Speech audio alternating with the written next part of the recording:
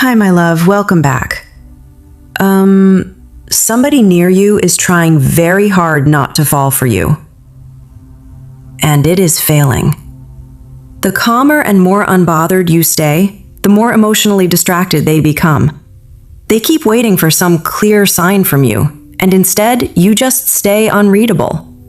That's exactly what's driving them crazy.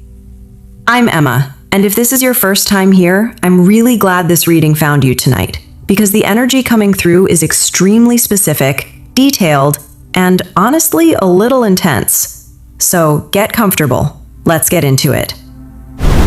Paper 1. Your calm is making them fall harder. You have this quality where you don't run after people just because they pull away. You might care, you might notice, you might even feel it deeply underneath, but you don't abandon yourself just to keep someone close. That's not coldness in you. That's something you built, probably after learning the hard way what it costs to chase people who were never going to meet you halfway.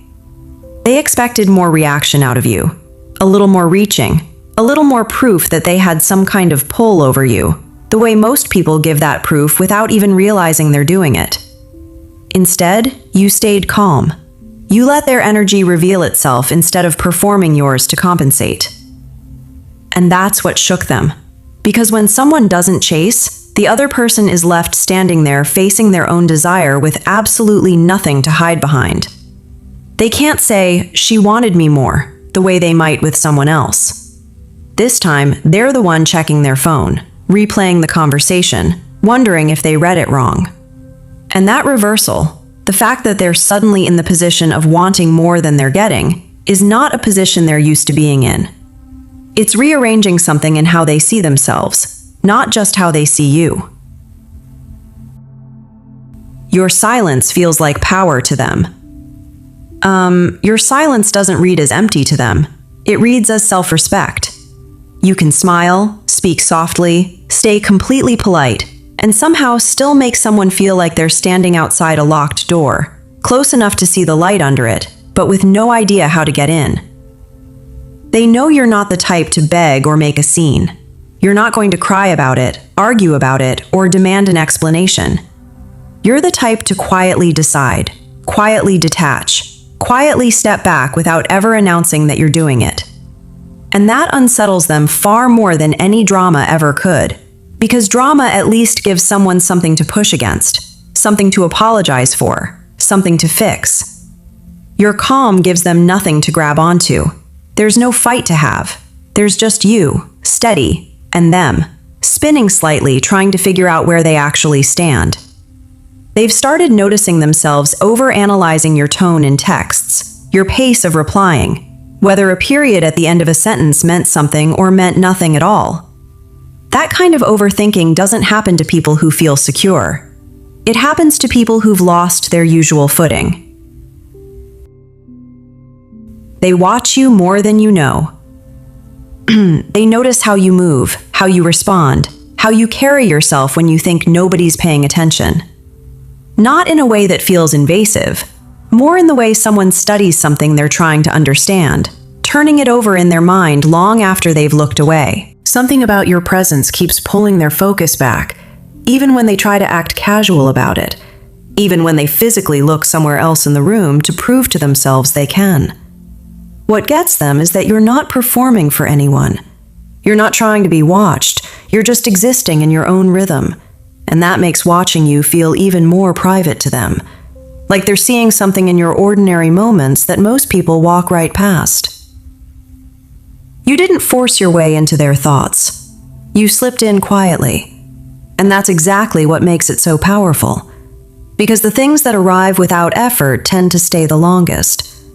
What might have started as simple curiosity now shows up at random, mid-work, before sleep, in the middle of conversations with completely different people who have nothing to do with you. They can't even blame your effort for it, because there hasn't been any effort on your part to explain.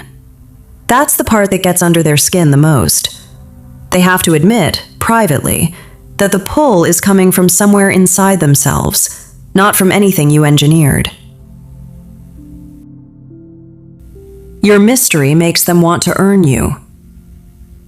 You feel emotionally out of reach to this person, but not because you don't feel things. It's the opposite, actually. They sense real depth in you, maybe more than most people ever guess just from looking at you. And that sense keeps growing the longer they're around you. You just don't let everyone see it.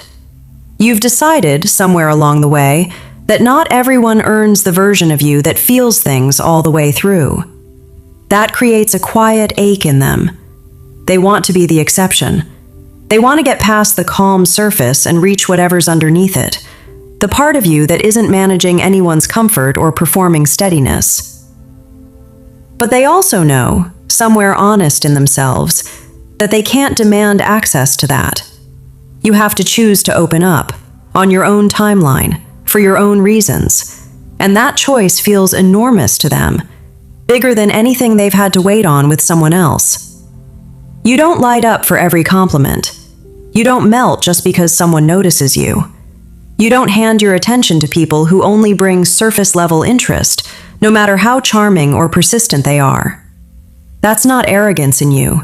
That's discernment, built from knowing exactly what kind of energy you're willing to let close. They can feel that your validation isn't easy to earn, and that is exactly why they want it so badly. One moment changed how they see you. There was a specific moment that shifted everything for them. It might not have felt big to you at all.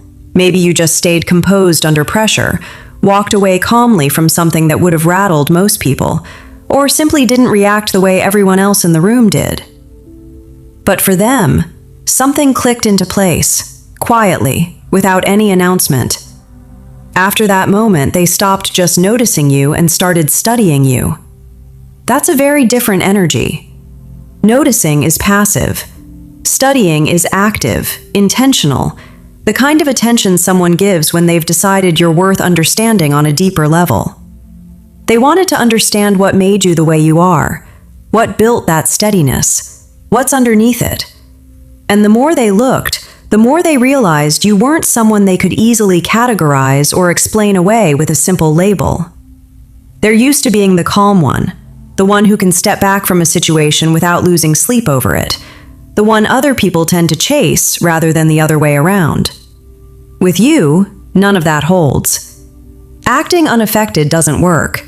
They care, and on some level they know it, and that bothers their ego, because your energy has put them somewhere they're genuinely not used to being, uncertain, curious, invested in an outcome they can't control. Your distance is teaching them your value. Your distance doesn't feel like punishment to them, it feels like peace, which is a strange thing for someone to have to admit about a person they're falling for. You don't pull back to manipulate anyone or to test how far someone will chase you.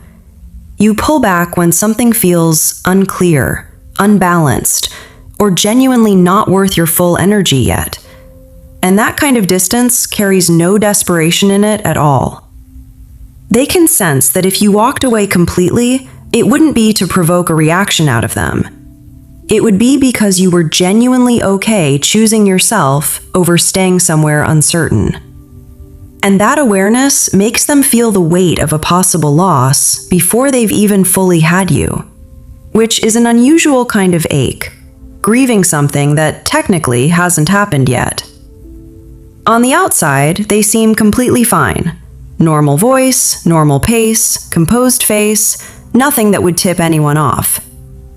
Internally, it's a very different story. Overthinking small details, replaying your energy from an hour ago or a week ago, wondering whether to move closer or hold their position a little longer.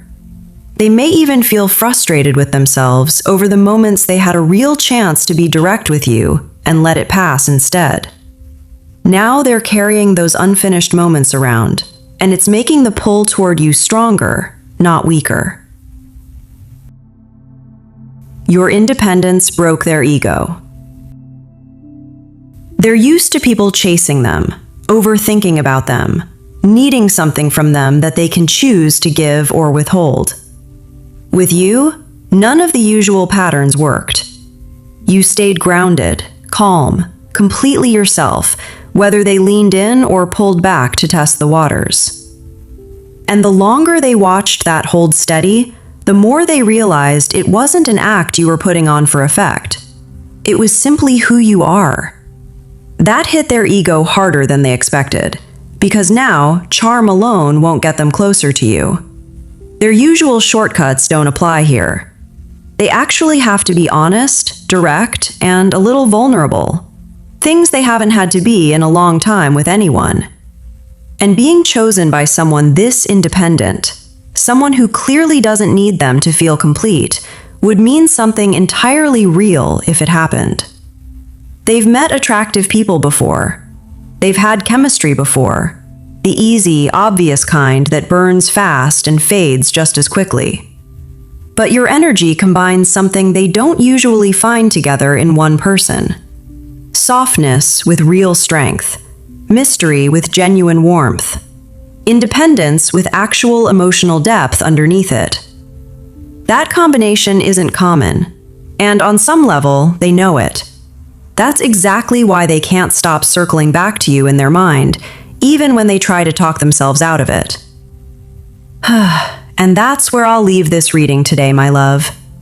If this felt like your energy, don't ignore that feeling. Sit with it for a second before you scroll away. Like this video, subscribe to the channel, and comment, "I'm not chasing," if this reading spoke to you. Share it with someone who needed this reminder today. I'm Emma, and I'll see you in the next reading. Stay soft, stay powerful, and keep choosing yourself.